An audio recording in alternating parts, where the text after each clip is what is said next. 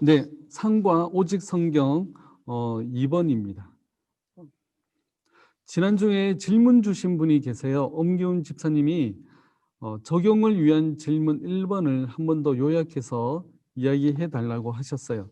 성경을 믿는 것과 오직 성경을 믿는 것의 차이가 무엇인지 한번 궁금하다고 다시 설명해 달라고 하셨습니다. 오직 성경은 우리가 배웠죠. 하나님께서 우리에게 알려주기를 원하시는 모든 진리가 성경에 기록되어 있다는 것을 오직 성경을 이야기합니다. 성경을 믿는다는 것은, 그냥 성경을 믿는다는 것은 성경도 믿고 다른 것도 믿는다는 거죠. 그러니까 성경만으로는 부족하다. 그러니까 성경을 믿는 것만으로는 부족하다. 그래서 다른 것도 더 성경에다 이렇게 덮어 씌워서 채워서 믿게 되는 것이 그냥 성경을 믿는다는 그런 의미이고요. 오직 성경은 오직 성경만이 하나님이 우리에게 알려주기를 원하는 모든 말씀의 진리가 다 담겨져 있다라는 그런 의미입니다.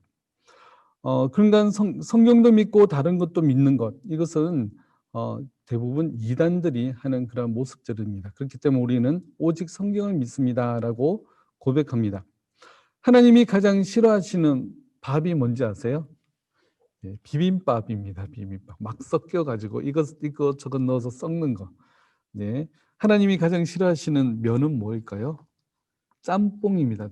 이것저것 다 넣어가지고 막 섞어서 말하는 짬뽕입니다. 그래서 하나님은 우리 성경을 읽어보면 아시겠지만 이것저것 짬뽕에서 믿거나 그렇게 하는 것을 굉장히 싫어하십니다. 네, 좀 이해가 되시나요? 자, 두 번째 질문이 있습니다. 강민호 집사님이 주신 질문인데 성경의 완전성에 대해서 질문을 하셨어요. 성경이 완전하다면 왜 동일한 복음서가 여러 권인가? 한 권으로 부족해서 다른 책들이 더 쓰여진 것이 아닌가라고 이런 질문을 주셨습니다. 마태복음이 완전하다면 마가복음, 누가복음 사실 필요 없을 텐데 마태, 마가, 누가, 요한복음까지 있잖아요. 여기서 완벽과 완전을 좀 오해해서 이해하신 것 같아요. 완전이라는 것은 하나님이 우리를 구원하시는 데 필요한 모든 내용으로서 하나님의 말씀이라는 거죠. 완전이라는 것 의미하는 또 성경 전체가 하나님의 말씀이라는 그런 의미가 담겨져 있습니다. 완벽이라는 것은 어떤 기준으로 봤을 때 부족하지 않다는 그런 의미거든요. 그러니까 완벽하다면 부족한 것이 없어야 되는데 그렇지 않다는 거죠. 그러니까 이 사복음서는 그 대상과 목적이 다릅니다. 그러니까 사복음서가 한 권이 부족해서 여러 권이 이렇게 쓰여졌다기보다는 어떤 대상에게 어떤 목적을 가지고 쓰여졌기 때문에 그 사람에게 꼭 필요한 그런 말씀을 마태복음, 마가복음, 누가복음, 요한복음 이렇게 쓰여졌다고 보시면 되는 겁니다. 그러니까 온전한 하나님의 말씀으로서 완전한 성경이다. 한 권 한 권이 다 완전한 성경이지만 시대마다 또 하나님께서 우리에게 필요한 그런 말씀을 주시기 위해서 성경이 66권이나 기록이 되었고 지금은 우리가 믿기에 완전한 그런 하나님의 말씀임을 성경 66권이 하나님의 말씀임을 믿는 것입니다. 그 다음에 구약의 역대기도 사무엘, 열왕기와 중복되고 있는데 완전하다면 한 권으로 충분할 텐데 이렇게 질문을 하셨는데 이것도 역시 대상과 그 목적이 달랐습니다. 그 사무엘 상하, 열왕기 상하는 그 당시의 이야기들, 사무엘과 그 다음에 다윗, 사울 왕 다윗 그리고 열왕기 왕들에 대한 이야기, 그 당시에 대한 이야기를 썼고 역대기는 이스라엘 백성들이 남북이 다 멸망하고 포로로 잡혀갔다가 다시 70년 만에 다시 본국으로 돌아오죠. 돌아온 이 백성들이 아무런 그런 의식이 없었어요. 역사 의식. 또 이 사람들이 하나님의 백성, 또 그런 의식이 전혀 없었기 때문에 다시 포로로 돌아온 이 사람들에게 너희들은 하나님의 백성이며 이스라엘 백성이다라는 것을 알려주기 위해서 역대기가 기록되었습니다. 그러니까 완전히 다른 관점과 다른 대상에게 다른 목적으로 쓰여졌다는 거죠. 그러니까 한 권으로 부족해서 또 다른 책이 쓰여졌다기보다는 그때에 맞게 그 목적과 대상에 맞게 기록되어 된 성경이다라는 거죠. 그리고 성경 66권은 오늘날 우리에게 주시는 하나님의 말씀으로서 완전하다는 그런 의미입니다. 이해가 되시나 모르겠습니다. 네, 그러면 우리 지난주에 제가 숙제를 냈죠. 루터의 95개조 방방문 숙제를 냈는데 이 페이지가 여러 페이지 됩니다. 여러 페이지 되는데 한번 읽어보기에는 그렇게 많이 어렵지는 않으셨을 거예요. 그런데 루터의 95개조 방방문 우리가 이야기는 많이 들었지 실제로 95개조 방방문 읽어본 분들은 별로 없으실 거예요. 혹시 이번에 나는 처음 95개조 방방문을 읽어봤다 하시는 분 계세요? 네, 네, 네. 많이들 계시는군요. 네. 그 95개조 방방문의 그런 우리가 이 타이틀은 들어봤지만 실제 내용을 우리가 들어보지 못했는데 오늘 몇 가지 항목만 살펴보면서 95개조 방방문에 대해서 한번 더 살펴보겠습니다. 루터가 비텐베르그 교회 안에 비텐베르그 대학 안에 있는 그 대학 교회 정문에 이렇게 95개조 방방문을 기록 썼습니다. 그래서 라틴어로 썼는데 토론하기 위해서 이렇게 썼습니다. 우리 나눠드린 프린터에 보면 95개조 방방문의 구조가 있습니다. 1에서 7문은 서론, 8에서 29문은 연옥이 있는 자의 사면 문제, 30에서 80문은 살아있는 자의 사면 문제, 81문에서 91문은 평신도로서의 면죄부 판매, 그리고 92에서 95문은 면죄부 판매 동기의 잘못된 점을 지적하고 있습니다. 또 다른 분들은 또 다르게 이렇게 구조를 했는데 상관없어요. 그 내용은 똑같기 때문에 상관이 없고요. 우리가 이 내용만 보더라도 구조만 보더라도 95개조 방방문은 무엇에 대한 방방문인지 명확히 나와 있죠. 바로 면죄부입니다. 면죄부. 그리고 안의 내용을 살펴보면 교황의 면죄부와 교황의 문제점을 지적하고 있습니다. 자, 몇 가지만 살펴보겠습니다. 제 1문은 이렇게 이야기합니다. 우리 주 예수 그리스도께서 회개하라고 하셨을 때 이는 믿는 자의 삶 전체가 회개하는 삶이어야 함을 말씀하신 것이다. 보통 이제 그 우리 주 예수 그리스도께서 회개하라 요 문장만 읽고 그래 또 뻔한 이야기를 하네 이렇게 생각할 수가 있습니다. 왜냐하면 이 당시에 그 면죄부를 판매하기 위해서 면죄부 담당 설교하는 사람이 따로 있었어요. 설교하는 사제가 따로 있었는데 다 비슷한 이야기를 했어요. 우리 주 예수 그리스도께서 회개하라고 하셨으니 너희들이 면죄부를 사서 너희 죄를 용서받아라 이렇게 나가는 거죠. 근데 루터는 회개하라고 하셨을 때 이는 믿는 자의 삶 전체가 회개하는 삶이어야 한다. 그러니까 면죄부로 사서 내 죄를 해결할 수 없다는 것을 지금 1문에서 언급하고 있습니다. 믿는 자의 삶 전체가 회개하는 삶이어야 된다. 그러니까 대부분의 사람들이 이 1문에서 충격을 받았을 거예요. 삶 전체에서 회개하는 삶이 되어야 된다. 이런 이야기를 전혀 들어보지 못했거든요. 네, 그 다음에 보겠습니다. 제 6문은 이렇게 이야기합니다. 교황은 자신의 판결에 위임된 죄를 제외하고는 하나님께서 용서하셨음을 선언하신 것처럼 어떠한 죄도 용서할 수 없다. 교황이 어떤 재판자, 우리 지금 판사들처럼 어떤 그런 판결을 내리는 권한을 벗어난 죄 용서 선언하는 것은 할 수 없다는 거죠. 그러나 이 당시 교황은 죄를 용서할 수 있다고 대부분의 사람들이 믿었어요. 그러나 교황은 하나님처럼 죄를 용서할 수 없다라고 선언을 하게 됩니다. 이것도 굉장히 충격이 되었을 그런 내용입니다.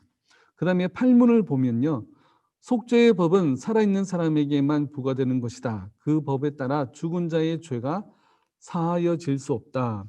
이 당시 면죄부가 살아있는 사람의 죄 용서와 죽은 사람, 그러니까 연옥에 간 사람의 죄 용서 두 가지를 다 나눠서 판매를 했습니다. 그러나 여기서 보듯이 이 면죄부는 죽은 자의 죄를 용서해 줄 수 없다라고 이야기하는 거죠.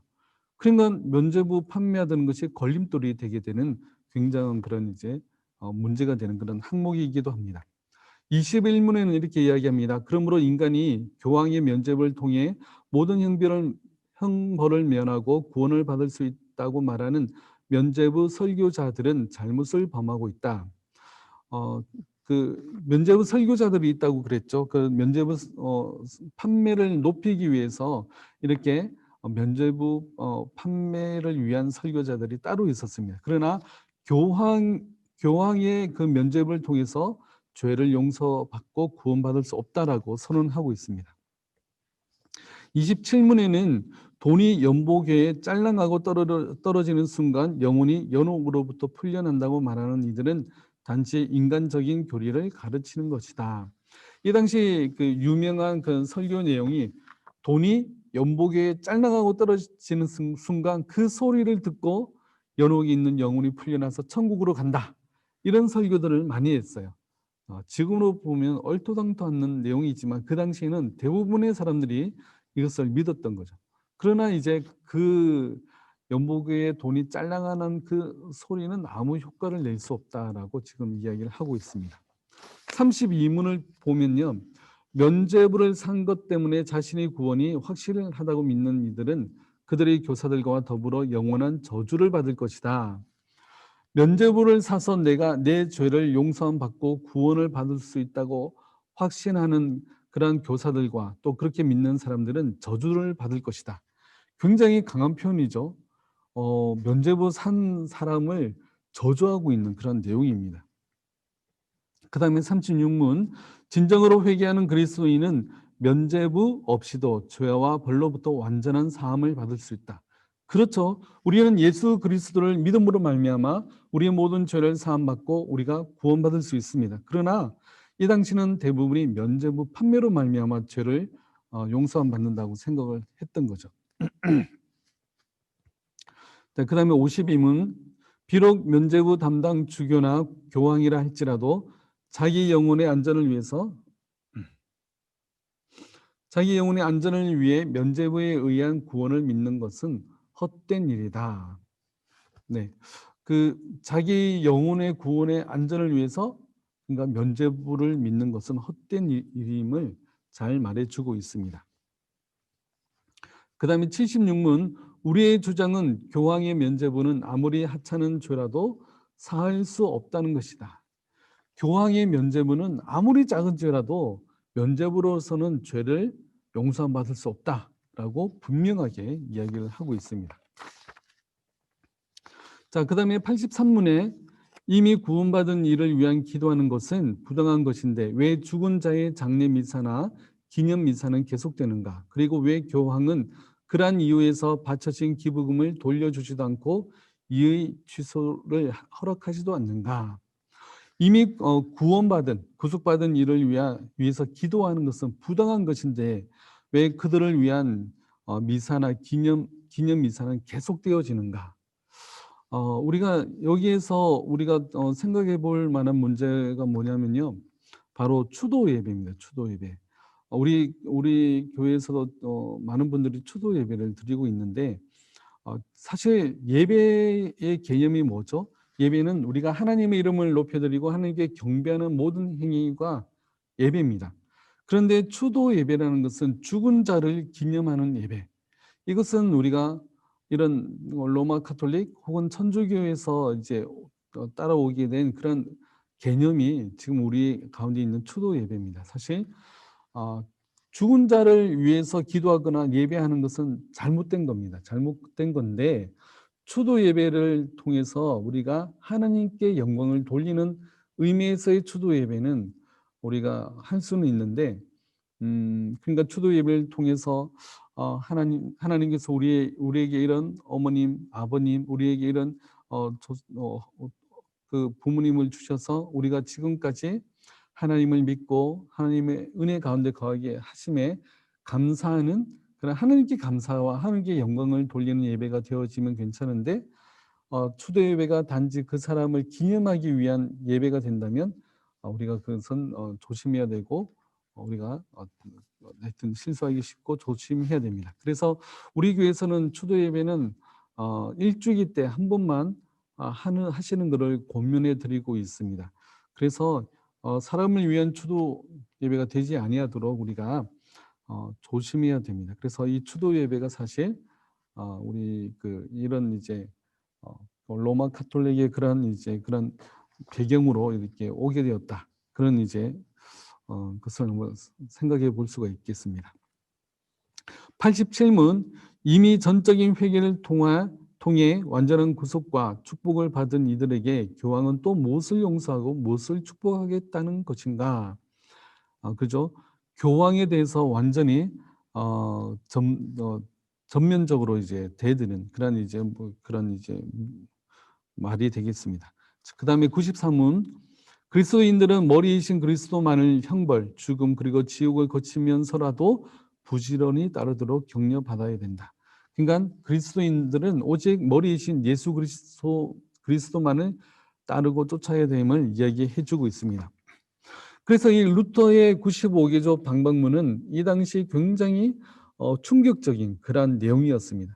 그래서 이 내용을 보고 많은 사람들이 라틴어로 된 것을 독일어로 번역을 해서 인쇄를 해서 그리고 유럽 전역에 이렇게 루터의 95개조 조계조 반박문이 퍼지게 되었습니다. 그래서 많은 사람들이 이 면죄부와 로마 카톨릭과 교황이 잘못하고 있다는 것을 깨닫게 되고 그래서 종교 개혁이 전국적으로 이렇게 퍼져나가게 되었던 것입니다. 어떻게 95개조 반박문에 대해서 조금 이해가 되시죠? 네.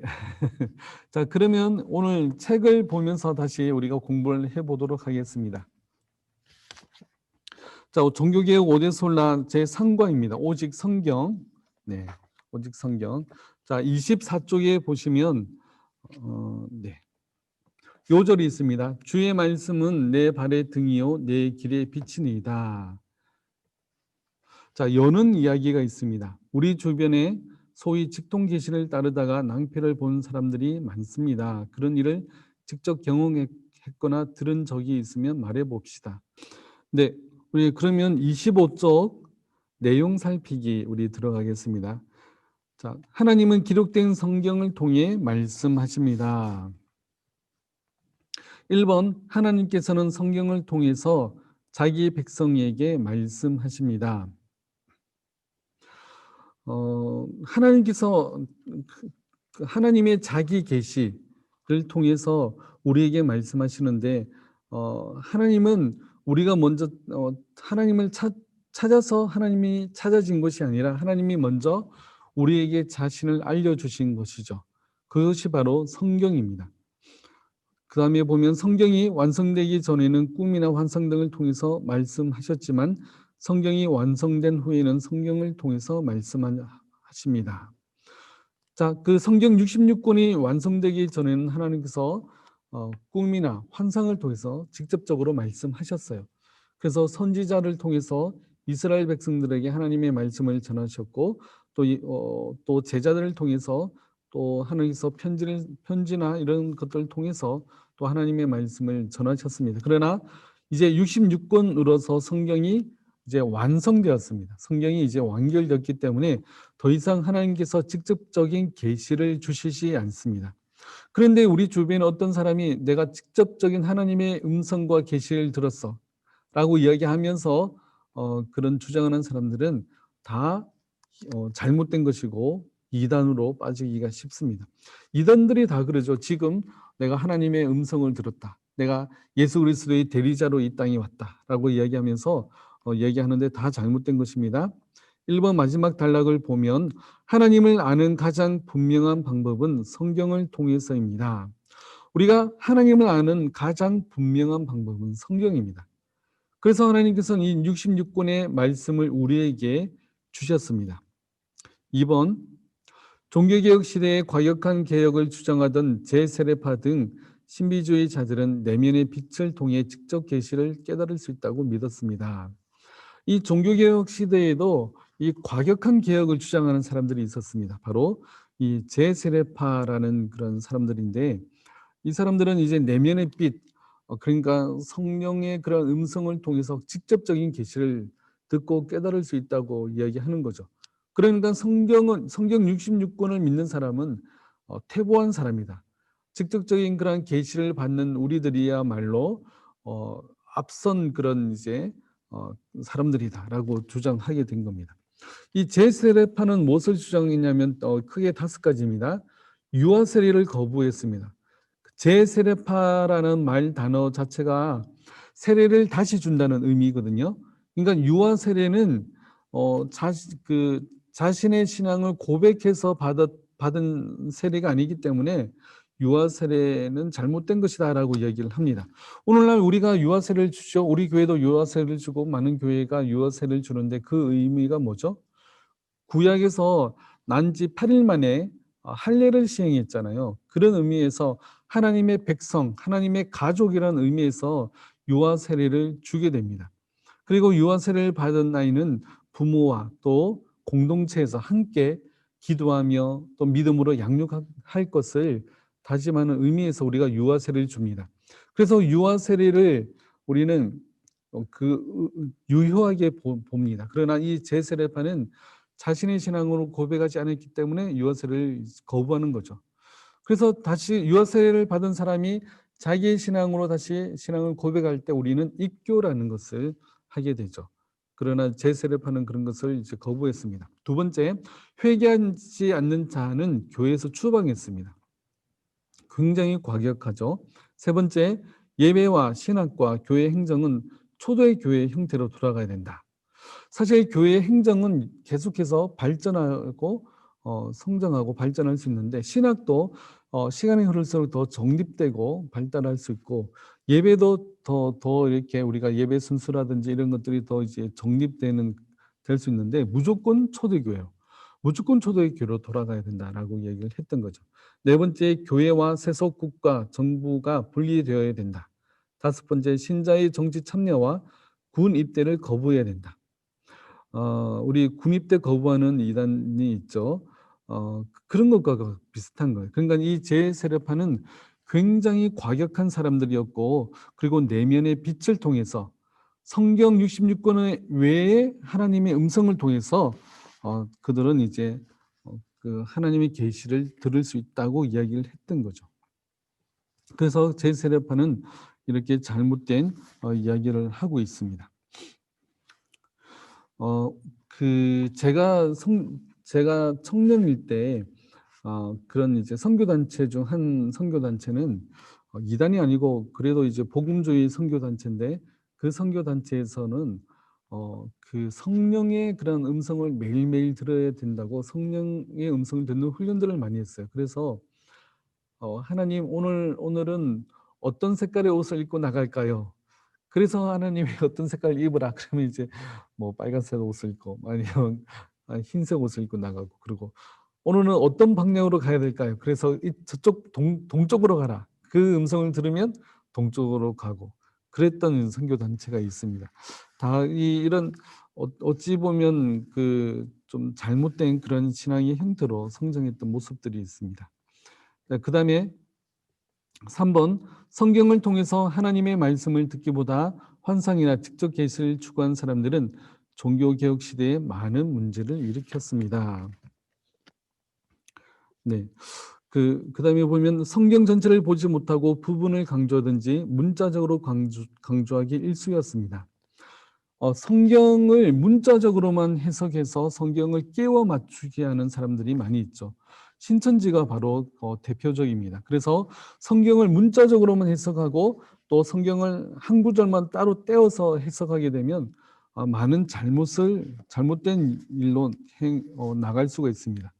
성경은 문자적으로 해석해야 될 때도 있고 비유적으로 해석해야 될 때도 있고 풍류적으로 해석해야 될 때가 있고 여러 가지 해석의 방식으로 성경을 봐야 되는데 중요한 것은 성경을 한 절만 따로 떼어서 볼 것이 아니라 성경은 한 문단, 최소한 한 문단을 통해서 그 구절을 봐야 됩니다. 우리 성경 읽으실 때 또 우리 그 소제목 나와 있잖아요. 성경 한 장 안에도 소제목으로 이렇게 나와 있는데 그게 한 문단이거든요. 최소한 한 문단을 보셔야 됩니다. 그리고 더 많게는 앞뒤 장까지 해서 그 성경의 흐름을 이렇게 보시면서 그 문장을 보셔야 됩니다. 그리고 한 성경에서 해결되지 않는 의문이 있는 성경은 또 다른 성경을 통해서 그것의 도움을 받아야 됩니다. 그래서 성경은 성경을 해석한다라는 말이 있습니다. 우리 성경 66권은요, 다 서로 이제 같은 의미를 품기 때문에 마태복음에서 해결되지 않는 부분이 로마서에서도 설명하고 해결되고, 창세기에서 해결되지 않는 그런 의문이 또 이제 요한복음이나 이런 요한계시록에서도 해결되고, 이런 부분들이 많이 있어요. 그렇기 때문에 성경은 성경을 해석한다라는 그런 의미를 우리 잘 이해하시고, 그러니까 성경을 전체적으로 알고 전체적으로 이해를 하셔야 됩니다. 자, 4번. 종교개혁자들은 하나님께서 직통 계시가 아니라 성경을 통해서 말씀하신다고 가르쳤습니다. 그래서 종교개혁자들은 이렇게 하나님의 직접적인 계시가 아니라 성경을 통해서 하나님의 음성을 들어야 된다고 이야기를 했습니다. 그래서 성령님이 성경의 저자이시기 때문에 성경 없이, 성경을 떠나서 말씀하시지 않고 성경을 통하여 성경으로 말씀하신다고 가르쳤습니다. 그러니까 중요한 것이 뭐죠? 성경입니다. 성경. 우리가 어떤 꿈이나 환상을 봤다.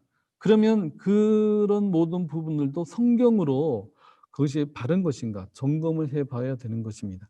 그렇기 때문에 우리의 모든 신앙생활과 우리의 모든 믿음 생활의 근거는 바로 성경이 되어야 됩니다. 그러니까 우리가 성경을 알아야 바른 신앙을 할 수 있고, 성경을 알아야 바른 하나님을 찾고 바른 하나님을 예배할 수가 있는 겁니다. 성경을 모르면요, 엉뚱한 길로 나아갈 수밖에 없는 것입니다. 그러므로 우리는 성경을 더 많이 알기를 우리는 노력해야 될 것입니다. 자, 질문 1번. 하나님은 성경이 완성된 후에는 무엇을 통해서 말씀하셨습니까? 성경입니다. 완성된 후에는 바로 성경을 통해서 말씀하십니다. 그러니까 성경을 벗어나서 하나님께서 말씀하시지 않는다는 겁니다. 그러니까 성경을 통해서 또 말씀하시기 때문에 우리가 성경을 읽고 성경을 묵상하고 또 성경을 가까이 하는 것이 매우 중요하겠습니다. 자, 두 번째 질문. 종교개혁 시대에 직통계시를 추구하는 사람들은 어떤 문제를 일으켰습니까? 방금 살펴봤듯이 성경의 한 부분만을 강조했고, 많은 사람들을 또 죽게 만들었고, 극단적인 신앙생활을 하게 만들었고, 성경에서 떠남으로 성경에 충실하지 못한 기독교가 되게 했습니다. 제가 문장을 다 안 읽었는데 우리가 읽으면 우리 답을 충분히 찾으실 수 있습니다. 자, 성경으로 충분합니다. 자, 27쪽입니다. 성경은 구주를 믿고 구원을 얻기에 완전하고 충분합니다. 성경은요, 이 66권 성경은 우리가 하나님을 알고 예수님을 알고, 그리고 우리가 구원을 어떻게 하면 구원을 얻는지 그 내용에 대해서 충분히 이야기를 하고 있습니다. 부자와 거지 나사로 이야기가 나오는데, 거지 나사로는 살아생전에 부잣집에 가서 구걸하고 그렇게 살던 사람이었습니다. 그러나 이 나사로는 예수님을 믿었고 이 부자는 믿지 않았죠. 그래서 이제 나사로는 죽어서 하나님의 품 안에 있고, 그리고 부자는 지옥에 있습니다. 그 지옥의 형벌이 얼마나 뜨겁고 또 무서웠던지 부탁을 합니다. 부탁하죠. 하나님, 저 거지 나사로를 살려서 우리 집에 있는 우리 자녀들, 우리 가족들을 복음을 전해서 우리 가족들을 구원해서 이 뜨거운 지옥으로 오지 않도록 해 주시옵소서라고 이야기했더니 그저 하나님께서 모세와 선지자들이 있으니 그들에게 들을지니라. 모세와 선지자들에게 듣지 아니하면 죽은 사람이 살아난다고 해도 권함을 듣지 않을 것이라. 이 모세와 선지자들, 성경 표현에 모세와 선지자들 이렇게 나오면 다 구약 성경을 이야기합니다. 구약 성경을 이야기하는데 우리가 가지고 있는 이 신구약 성경을 통해서 사람이 구원을 얻는데 충분한 그런 계시가 됩니다. 그러나 성경을 통하지 않고서는 죽은 사람이 살아나는 기적을 눈앞에서 목격한다 하더라도 그들이 구원을 받지 못합니다. 그래서 나사로가 다시 살아나서 부잣집에 가서 전도를 한다 할지라도 그들이 구원을 받지 못한다는 것을 이야기하고 있습니다. 그러므로 성경을 통해서만 우리가 구원의 진리를 바르게 알 수가 있다는 겁니다. 자, 그다음에 2번, 특별 계시인 성경은 성도를 믿음으로 살아가게 하기에 조금도 부족함이 없습니다. 성경은 성도들의 영혼을 소성시키고 지혜롭게 하고 마음을 기쁘게 하고 눈을 밝게 합니다. 그래서 우리가 이 성경이 우리의 영혼을 살리는, 그리고 우리의 마음을 기쁘게 하고 눈을 밝게 하는 그 역할을 하는 것이 성경입니다. 성경은 마귀의 유혹을 물리치기에 충분한 능력이 있습니다. 예수님께서 우리 세 가지 시험 받으신 거 아시죠? 예수님께서 40일 동안 금식하신 후에 성령에 의해서 광야로 나가셨을 때 마귀가 세 가지 시험을 합니다. 첫째 시험이 돌이 떡덩이가 되게 하라. 그랬더니 이제 예수님께서 대답하시기를 기록되었으되 사람이 떡으로만 살 것이 아니요 하나님의 입으로 나오는 모든 말씀으로 살 것이라 하였느니라. 그 다음에 두 번째, 이것이 신명기 8장 3절 말씀입니다. 두 번째 마귀의 시험은 성전 꼭대기에서 뛰어내리라 라는 거죠. 그러자 예수님이 대답하기를 기록되었으되 주 너의 하나님을 시험하지 말라. 이 내용은 신명기 6장 16절에 나옵니다. 세 번째 시험은 내게 절해라 라고 하는 시험이죠. 그러자 예수님께서 기록되었으되 주 너의 하나님께 경배하고 다만 그를 섬기라. 이 내용은 신명기 6장 13절에 나옵니다. 그러니까 마태복음 4장이 나오는 내용들인데요. 예수님이 대답하실 때 그 앞에 대답하기 앞부분에 뭐라 되어 있냐면 기록되었으되라고 되어 있어요. 세 번이나 다 기록되었으되. 예수님께서도 이 마귀의 시험을 물리치실 때 이 구약 성경을 인용해서 마귀의 시험을 물리치셨어요. 그러니까 우리는 어떠하겠어요? 예수님은 얼마나 능력이 있고 크신 그런 분이세요. 그런 예수님조차 말씀으로 말미암아 마귀의 시험을 물리치셨습니다. 그렇다면 우리는 더욱 말씀을 통해서 이런 어려움과 시험을 그런 마귀의 유혹을 물리쳐야 되는 것입니다. 그러기 위해서 우리가 성경을 더 많이 알아야 되겠죠. 네. 그 다음에 3번, 하나님은 자신의 말씀에 더하거나 빼지 말라고 명령하십니다. 하나님은 이스라엘 백성들에게 자신이 명하신 말씀을 그대로 믿고 지킬 것이요 그것에 가감하지 말라고 명하십니다. 신명기 12장 32절 말씀에 이렇게 이야기합니다. 내가 너에게 명령하는 이 모든 말을 너희는 지켜 행하고 그것에 가감하지 말지니라. 신명기에서도 하나님의 명령에 대해서 가감하지 말라라고 분명히 말씀하고 있습니다.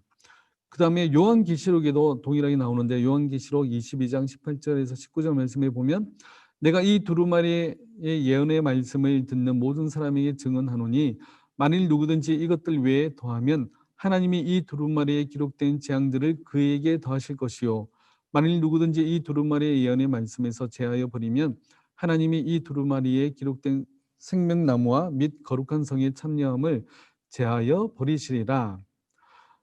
구약이든 신약이든 하나님의 이 말씀에서 하나라도 빼거나 더하지 말라라고 말씀하고 있습니다. 왜냐하면 이 하나님의 66권의 말씀이 완전한 하나님의 말씀이기 때문에 그렇습니다. 그래서 어떤 성경에는 1.1핵이라도 더하거나 빼지 말라고 나와 있는데 히브리어나 특히 히브리어를 보면요 점으로 많이 찍어서 표현하고 획으로 많이 썼습니다.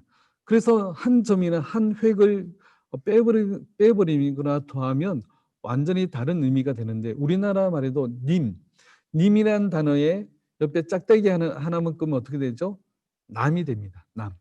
마찬가지로 히브리어가 또 그런 의미로 많이 쓰여졌어요. 그러니까 우리가 성경에서 1.1핵이라도 더하거나 빼지 말아야 됩니다. 그것이 하나님의 명령입니다. 왜냐하면 이 성경으로 충분하기 때문에 그렇습니다. 그 다음에 4번, 사도들은 놀라운 광경과 계시를 보고 들었지만 이것을 매우 조심스럽게 쓰고 있습니다. 베드로는 예수님의 수제자였습니다. 예수님을 따라다니면서 많은 기적을 봤고요. 그리고 변화산에서 예수님이 변화되시는 그런 놀라운 광경을 목격한 사람이 이 베드로입니다.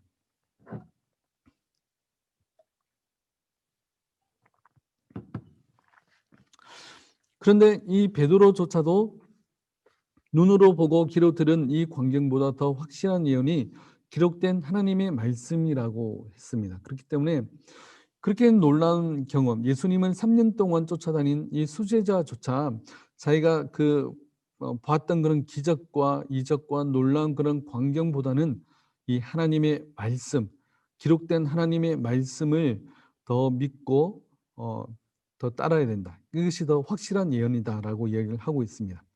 바울도 마찬가지인데요. 바울도 자기의 비몽사몽간에 이제 셋째 하늘로 이끌려 올라가서 놀라운 광경을 목격하고 내려왔습니다. 그래서 바울도 13년 동안 아무 이야기를 하지 않다가 그다음에 이제 고린도 후서에서 자기의 후반기 사역의 후반기에서 잠깐 언급을 하지만 셋째 하늘에 올라가서 보았던 것을 구체적으로 전혀 이야기하지 않습니다. 왜냐하면 그 이야기를 통해서 그것에 현혹되기 쉽기 때문에 그렇습니다. 그래서 오히려 바울은 하나님이 자기에게 가시를 주신 것은 겸손하라고 하나님이 나에게 가시를 주신 것이다라고 얘기하면서 이 셋째 하늘에 간 이야기를 하지 않습니다. 그만큼 이 사도들도 굉장히 놀라운 그런 경험과 이적들을 체험했지만 그러나 그들이 기록된 하나님의 말씀에 더욱더 집중할 수 있도록 그것을 이야기하지 않고 오직 이 말씀만을 얘기하는 그런 제자들도 우리가 볼 수가 있습니다. 그 다음에 질문 3번, 성경은 사람이 구원을 얻고 성도로 살아가는 일에 어떠하죠? 충분합니다. 네. 자, 질문 4번. 베드로 사도는 변화산에서 보고 들은 주님의 영광보다 확실한 예언이 무엇이라고 하였습니까? 기록된 하나님의 말씀이라고 했습니다. 여기까지 질문 있으신가요?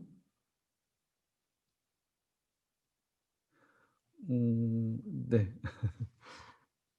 질문이 없다는 건 충분히 이해를 하셨다는 거죠? 네. 넘어가겠습니다. 네, 그 다음에 성경을 사랑합니다. 1번, 하나님의 말씀을 즐거워합시다. 네, 우리가 하나님의 말씀을 즐거워하기를 더욱더 노력해야 되는데 그 다음에 보면 직접적인 계시를 바라거나 환상과 꿈을 추구하지 말아야 합니다. 성경을 통해 하나님과 하나님께서 하신 일 알기를 즐거워합시다. 성경을 아는 일보다 더 즐거운 일이 없도록 합시다.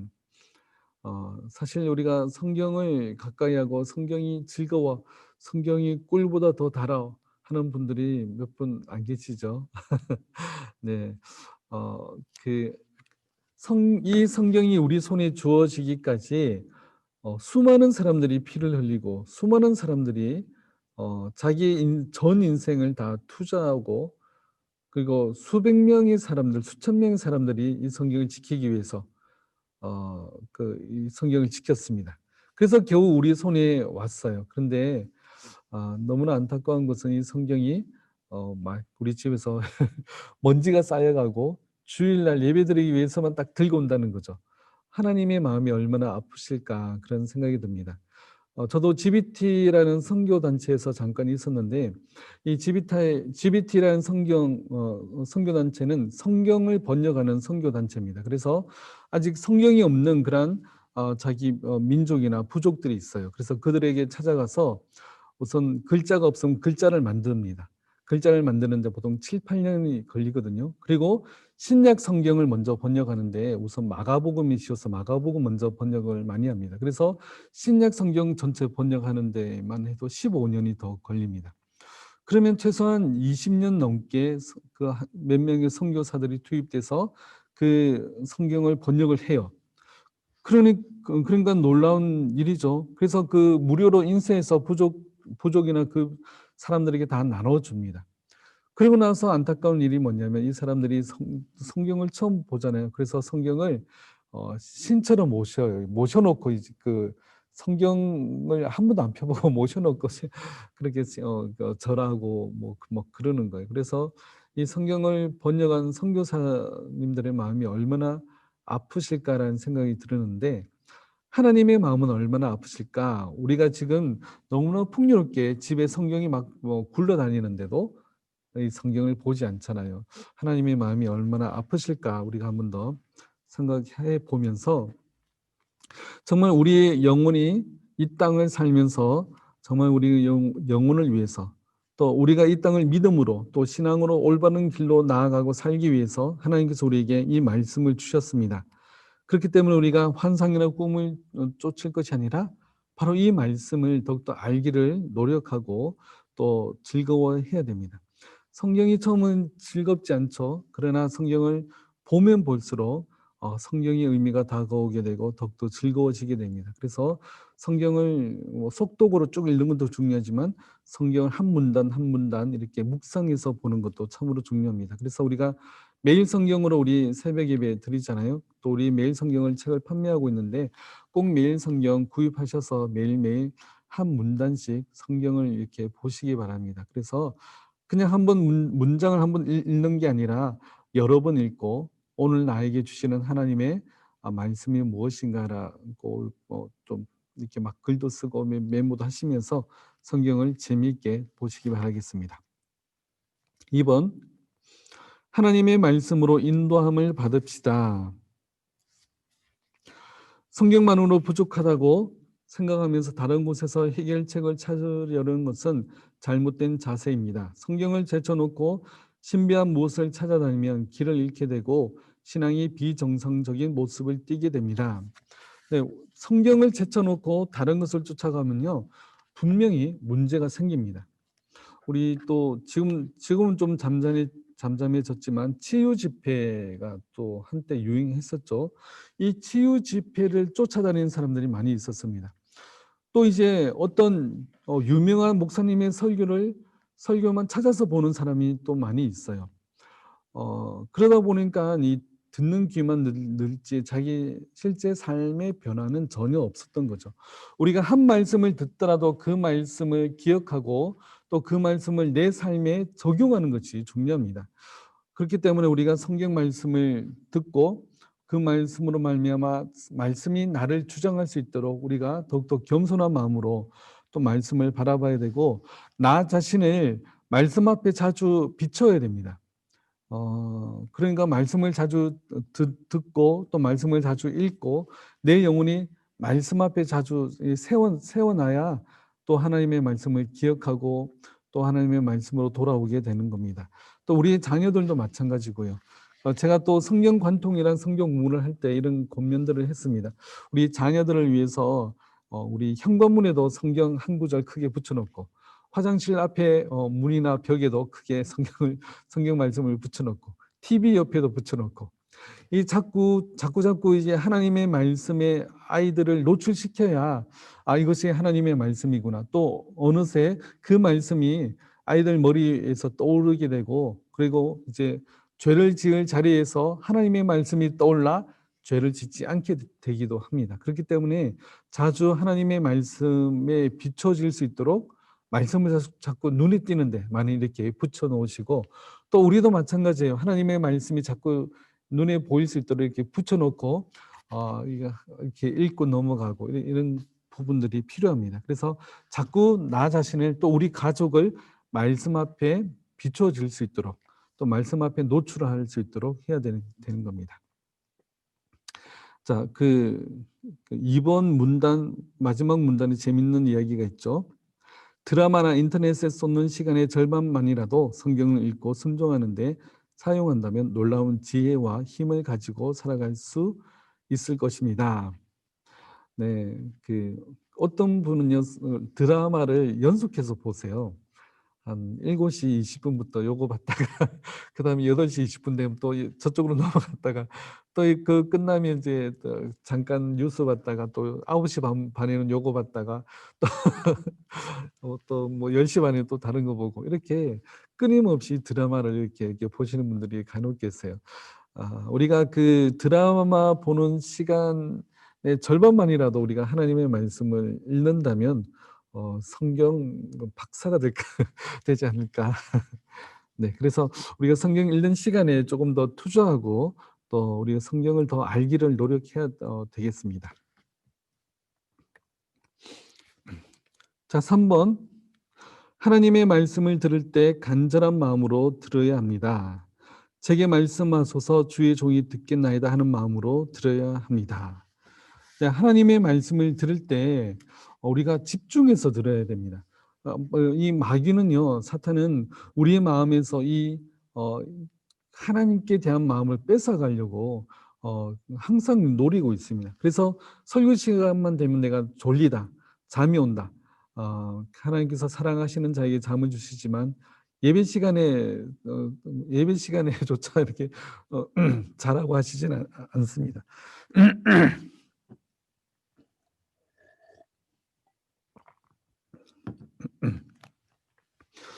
그러니까 우리가 하나님의 말씀을 들을 때 우리가 간절한 마음으로 들어야 되는데, 그래서 중요한 것이 준비된 마음이에요. 준비된 마음. 내가 오늘 하나님의 말씀을 통해서 하나님 저에게 은혜를 주옵소서. 하나님의 음성을 듣겠사오니 하나님 나에게 하나님의 말씀을 들려주옵소서 해서 예배 시간 10분 일찍 와서 말씀을 갈구하는 마음으로 기도하는 게 중요하고요. 그 다음에 그 전날 토요일 날 미리 이 주일 예배를 위해서 마음으로 준비하는 것이 중요합니다. 토요일 밤늦게까지 뭐 12시, 1시까지 즐겁게 놀다가 주일 예배 참석하면 졸 수밖에 없습니다. 그렇기 때문에 미리 주일을 준비하는 마음으로, 예배를 사모하는 마음으로 우리가 말씀을 들어야 되고요. 또 말씀을 들을 때 잠이 온다. 혹 잠이 온다 그러면 필기를 해보세요. 메모를 해보시고, 우리 자막들 있잖아요. 자막 뜨는 것만이라도 메모해 보시면 그나마 잠이 덜 와요. 그러니까 잠이 덜 오기 때문에 메모라도 하시고, 혹시나 또 사탕이라도 준비하셔서 그 잠이 온다 그러면 사탕을 이렇게 조용히 드시면 도움이 되지 않을까. 대놓고 이게 뭐 커피를 이런 걸 마시라 이런 말이 아니라 내가 예배에 더 집중하기 위해서 그런 노력들을 하시라는 겁니다. 그래서 그런 노력들을 하시고, 또 설교를 통해서 내가 일주일 동안, 한 주 동안 내가 이렇게 살아야 되겠다. 실천 사항을 한 가지 꼭 정하셔서 실천해 보세요. 그러면 그것을 하다 보면 언젠간 내가 삶이 조금씩 변화되는 것을 경험할 수가 있습니다.